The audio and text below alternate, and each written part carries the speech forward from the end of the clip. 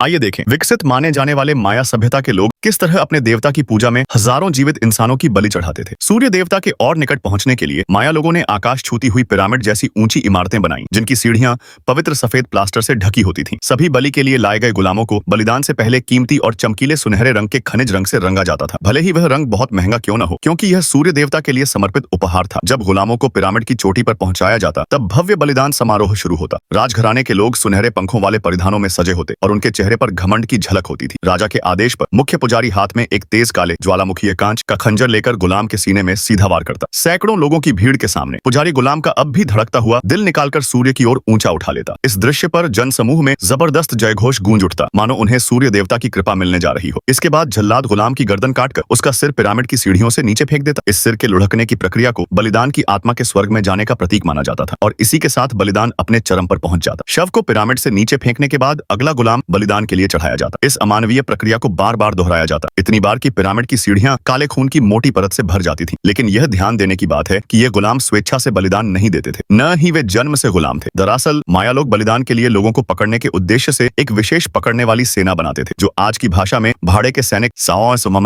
कहे जा सकते हैं। ये सैनिक आसपास के जंगलों में जाकर कमजोर जनजातियों को चुनते थे। उन आदिवासियों के पास सिर्फ लकड़ी के हथियार होते थे, जबकि माया सैनिकों के पास ऑब्सीडियन जड़े उन्नत हथियार होते थे, जिनसे एक ही वार में गहरा घाव हो सकता था। उनके पास एल आकार की विशेष लकड़ी की गर्दन पकड़ने वाली फांसी जैसी चीज होती थी, जिससे वे आसानी से किसी की गर्दन कस सकते थे और सामने वाला तुरंत लड़ने की ताकत खो देता था। यहाँ तक कि सबसे बहादुर शिकारी भी पकड़ लिए जाते और अपनी आंखों से अपनी पत्नी और बच्चों का अपमान और कत्ल होते हुए देखते ही देखते एक शांत और स्वतंत्र जनजाति पूरी तरह बर्बाद हो जाती और उनके सारे नौजवान गुलाम बना लिए जाते। उन्हें एक लंबी बांस की छड़ी में गर्दन से बांध दिया जाता और बहुत ही पीड़ादायक तरीके से उन्हें 2 दिनों की कठिन यात्रा के बाद माया शहर ले जाया जाता। विडंबना ये है कि जब ये आदिवासी पहली बार उस सभ्यता का प्रतीक माने जाने वाले पिरामिड को देखते हैं, तो उन्हें सबसे बर्बर और खून खराबे वाली बलि प्रथा का सामना करना पड़ता है।